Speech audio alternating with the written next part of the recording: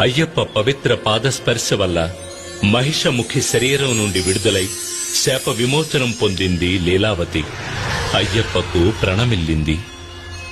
స్వామి, తమ పవిత్ర పాదస్పర్శ చేత నాకు శాప విముక్తి కలిగింది. ఇక నేను తమకే సొంతం. నన్ను స్వీకరించి అనుగ్రహించండి స్వామి.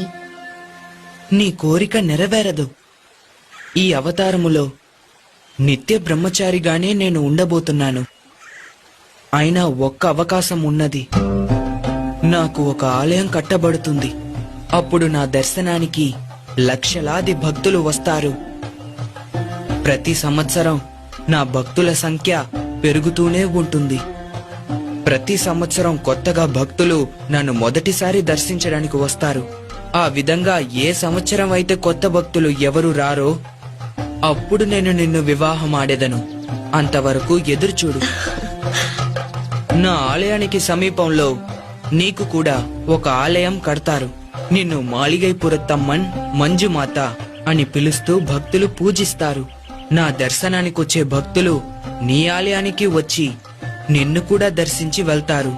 నాకు సమీపంలోనే ఉన్న నువ్వు ఏ సంవత్సరం కొత్త భక్తులు ఎవరూ నన్ను దర్శించుకోవడానికి రాలేదో తెలుసుకోవచ్చు. అంతవరకు వేచి ఉండు. తమ చిత్తం ఇదే అయితే నా భాగ్యం కూడా ఇదే. తమకు సమీపంలో నాకు ఓ ఆలయం కట్టించి నన్ను కూడా భక్తులు దర్శిస్తారని గౌరవాన్ని కల్పించిన దేవా, మీకు ప్రణామాలు.